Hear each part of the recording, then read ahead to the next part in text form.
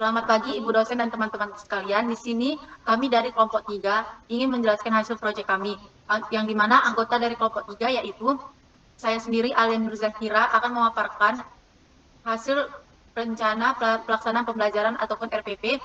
Bahan ajar dan LKPD akan dibacakan oleh Natalia Hitskia Humahorbo dan media pembelajaran akan ditampilkan oleh Hoirun Anissa Pulungan dan evaluasi akan dibacakan oleh Yunita Rahma Siregar. Baiklah, di sini saya akan membacakan hasil RPP yang telah kami buat. Satuan pendidikannya yaitu untuk sekolah dasar. Kelas dan semesternya yaitu kelas 5 semester 1. Tema 5 ekosistem, subtema 1 komponen ekosistem. Pembelajaran pertama, alokasi waktu 6 dikali 35 menit. Yang pertama yaitu komponen inti. Yang pertama menerima dan menjalankan ajaran agama yang dianutnya. Yang kedua, memiliki perilaku jujur, disiplin, tanggung jawab, santun, peduli, dan percaya diri dalam berinteraksi dengan keluarga, teman, dan guru. Yang ketiga, memahami pengetahuan faktual dengan cara mengamati, mendengar, melihat, membaca, dan menanya berdasarkan rasa ingin tahu tentang dirinya, makhluk ciptaan Tuhan, dan kegiatannya, dan benda-benda yang dijumpainya di rumah dan di sekolah. Yang keempat, menyajikan pengetahuan faktual dalam bahasa yang jelas dan logis dalam karya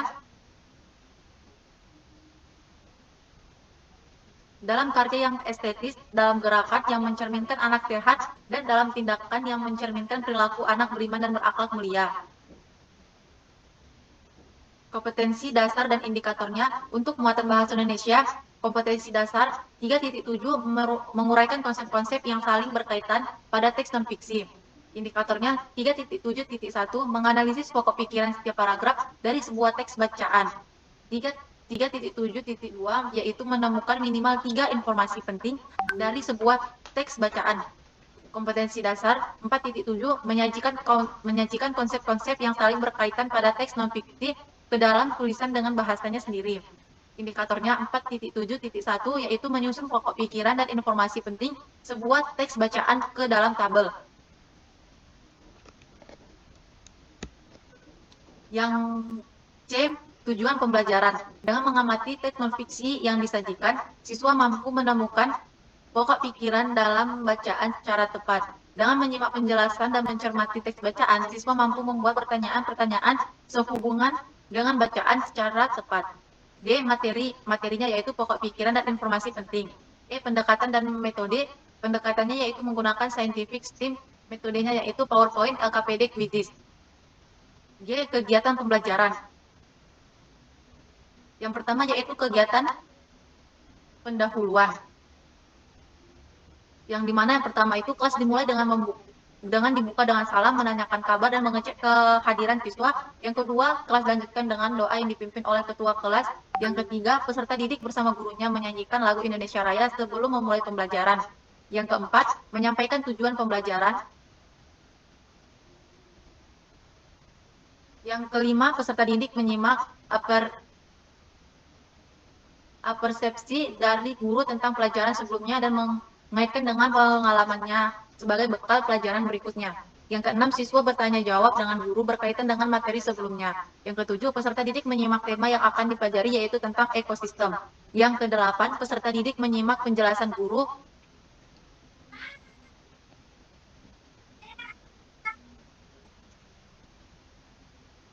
Yang kedelapan, peserta didik menyimak penjelasan guru tentang tujuan kegiatan belajar dan motivasi yang disampaikan guru. Yang kedua yaitu kegiatan inti tahap pertama mengorientasikan peserta didik terhadap masalah. Yang pertama itu peserta didik dibentuk menjadi beberapa kelompok dengan anggota masing-masing kelompok 4-5 orang yang dipandu oleh guru. Yang kedua, peserta didik mendapat LKPD yang diberikan oleh guru. Yang ketiga, peserta didik bersama guru melakukan tanya jawab terkait materi pokok pikiran dan informasi penting serta ekosistem. Yang keempat yaitu peserta didik menyampaikan pendapatnya.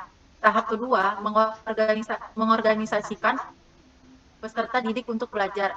Yang kelima, peserta didik diminta untuk membaca, mengamati, dan memahami materi. Yang keenam, peserta didik membaca dan memahami contoh pokok pikiran dan informasi penting sebuah bacaan pada PowerPoint yang ditampilkan di depan kelas. Yang ketujuh, peserta didik bersama guru menganalisis pokok pikiran dan menemukan informasi penting bacaan yang ada di PowerPoint serta saling bertanya jawab. Tahap yang ketiga yaitu membimbing penyelidikan individual maupun kelompok. Yang ke-8, peserta didik dibimbing oleh guru. Yang ke-9, peserta didik secara berkelompok mengerjakan LKPD yang diberikan oleh gurunya terkait menganalisis pokok pikiran dan menemukan informasi penting dari sebuah teks bacaan serta menuliskannya dalam tabel.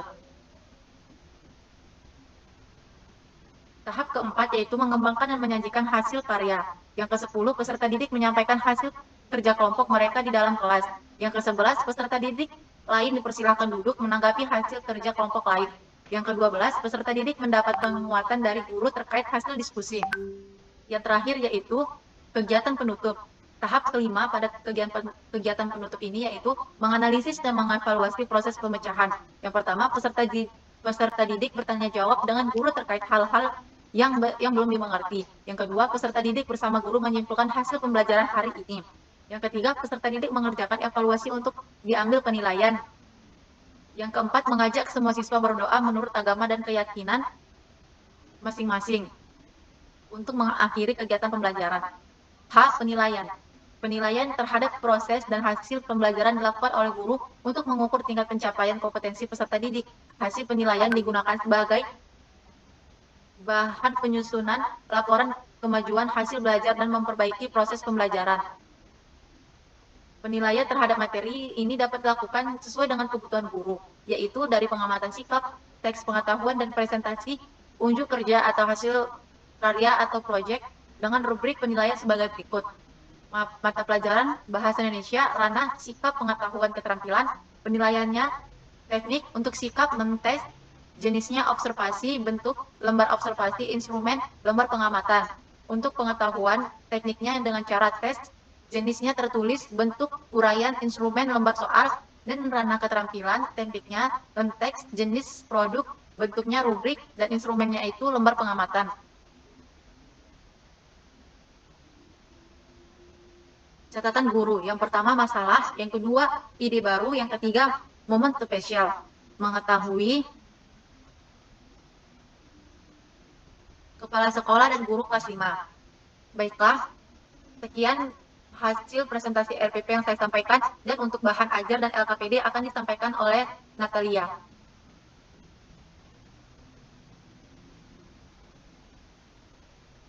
Baik, terima kasih. Di sini saya Natalia Morba, di mana saya akan menjelaskan tentang LKPD dan bahan ajar. Di sini LKPD yang kami ambil dari kelompok 3 adalah LKPD berbasis komik. Temanya adalah ekosistem. Subtema 1, komponen ekosistem pembelajaran pertama untuk kelas 5 SD dan semester 1. Dan ini disusun oleh kelas 3. Slide selanjutnya.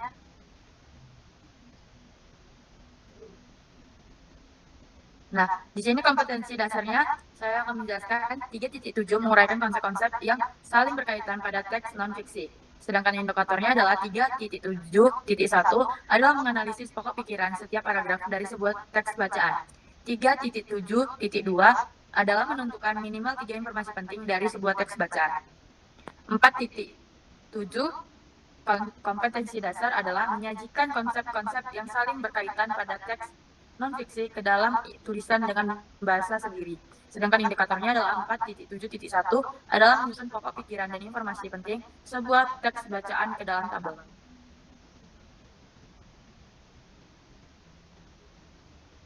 Tujuan pembelajarannya yang pertama adalah dengan mencermati teks non-fiksi yang disajikan, siswa mampu menentukan pokok pikiran dalam bacaan secara tepat.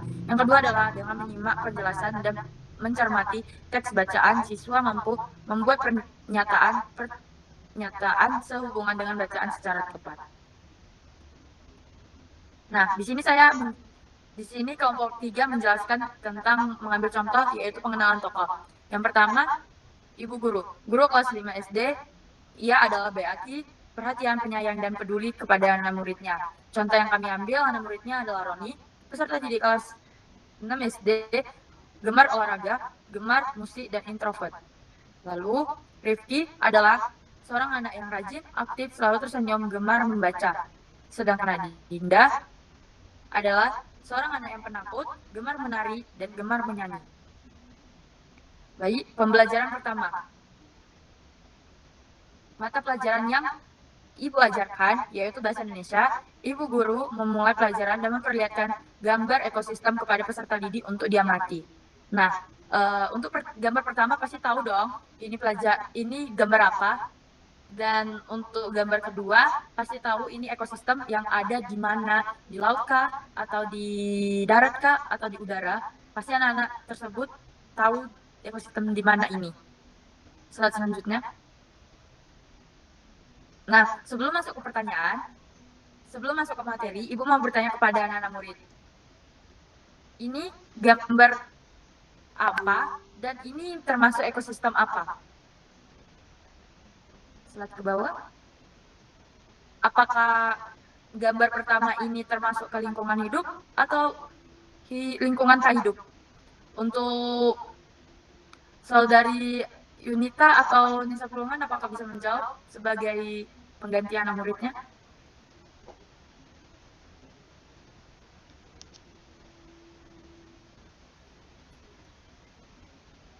Yang pertama tidak hidup, Bu.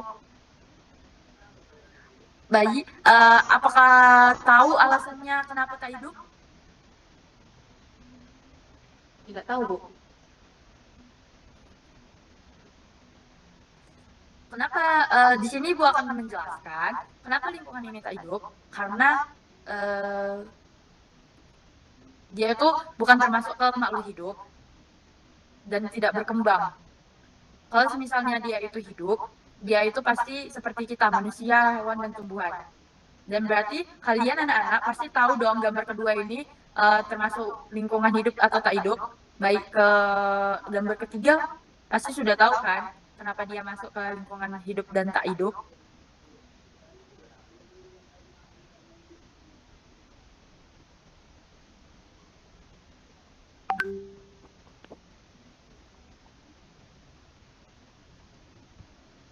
Sudah tahu, Bu. Baik, terima kasih ya anak yang Yunita. Selanjutnya, apakah boleh Ibu memperlihat slide selanjutnya?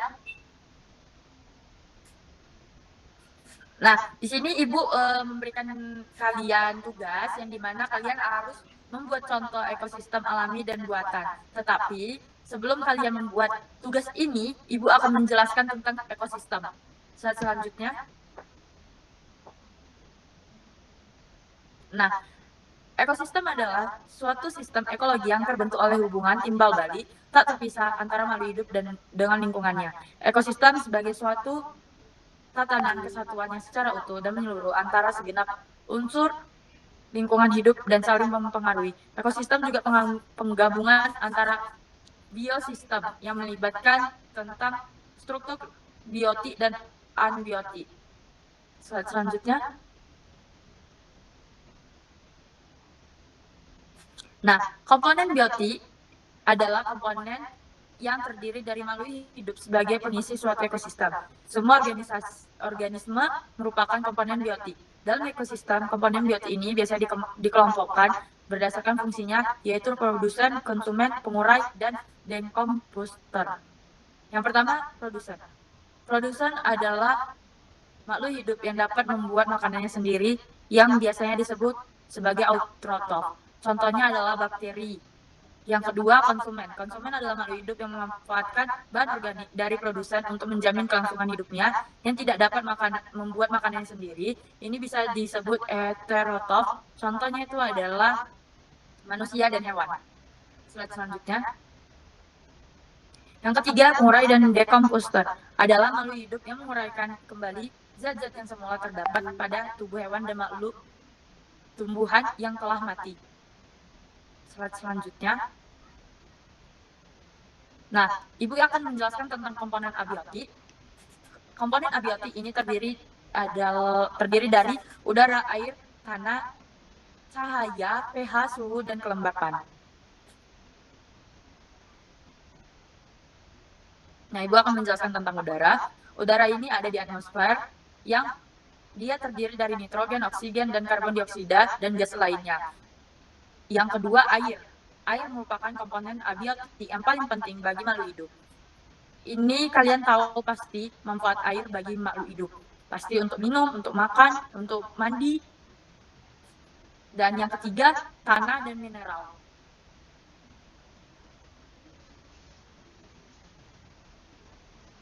Tanah merupakan tempat hidup bagi organisme penyusun ekosistem. Tanah berfungsi sebagai mineral yang diperlukan oleh makhluk hidup seperti belerang. Yang keempat, cahaya matahari yang dimana sumber energi bagi makhluk hidup di bumi. Jika tidak ada sinar matahari, bumi akan gelap gulita dan akan melakukan proses fotosintesis. Tidak dapat melakukan fotosintesis, akibatnya tumbuhan akan mati dan tumbuhan tidak akan hidup. Slide selanjutnya. Yang kelima, pH. pH ini adalah tingkat keasaman suatu wilayah. Makhluk hidup membutuhkan lingkungan yang mempunyai pH yang netral. pH ini sangat penting yang memengaruhi tingkat kesuburan perairan. Yang keenam, suhu dan kelembapan. Suhu lingkungan ini biasanya ditentukan oleh sinar matahari yang diserap oleh komponen penyusun ekosistem. Makhluk hidup rata-ratanya bertahan hidup di kisaran suhu 0 derajat Celcius hingga 40 derajat Celcius, dan suhu ideal untuk kelangsungan hidup adalah 27 derajat Celcius. Nah, kalian pasti sudah tahu bukan tentang perbedaan komponen biotik dan abiotik? Untuk anak-anak, nah Alia udah paham Ya, belum? Bu. Sudah paham. Sudah paham ya? Baik, untuk Kairunisa, slide selanjutnya.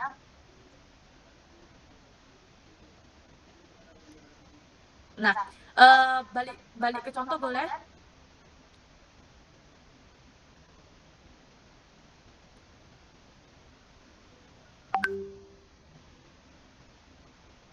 Contoh komponen biotik dan abiotik tadi.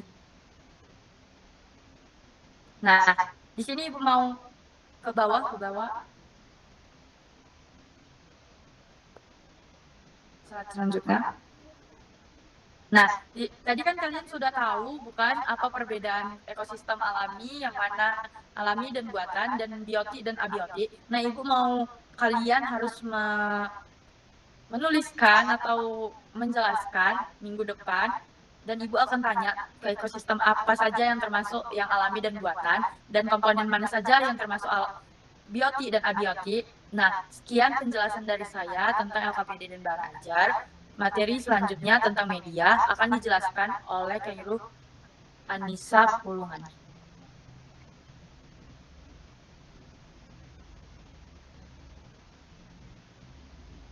Baik, saya Khairul Anissa Pulungan akan menanyakan media pembelajaran.